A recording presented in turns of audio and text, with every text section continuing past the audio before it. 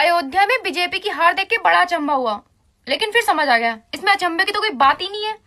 अयोध्या वालों ने सीता माँ को नहीं छोड़ा था, तो ये तो फिर भी बीजेपी है। क्यों, सही कहा ना? मोदी जी राम राम। राम राम। मोदी जी आपको तो सब पता है, हमारे फॉलोवर क्यों नहीं बढ़ रहा है? कांग्रेस की वजह से। कर्ज में डूबने के 5 कारण। नंबर 1, मंगलवार के दिन किसी से भी पैसा उधार ना ले, क्योंकि मंगलवार के दिन लिया गया कर्ज जिंदगी भर नहीं उतरता।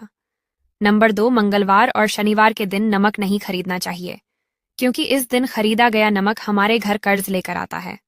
नंबर 3, घर में दर्पण को पूर्व दिशा व उत्तर दिशा में न लगाए, इससे भयंकर वास्तु दोष होता है।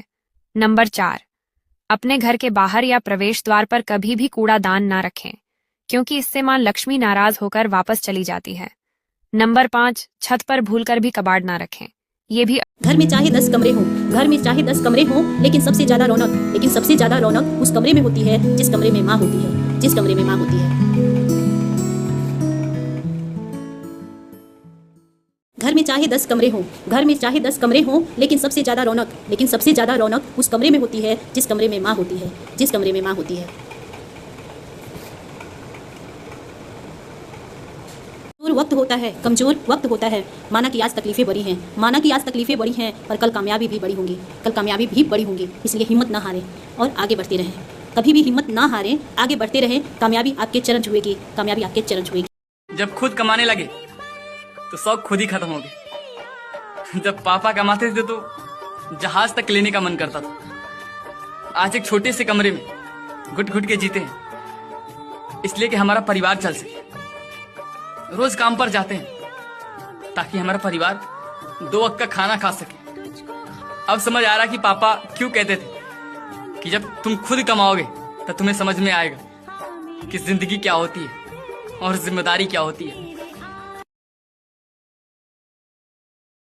1 साल के अंदर अपनी जिंदगी को बदल दो।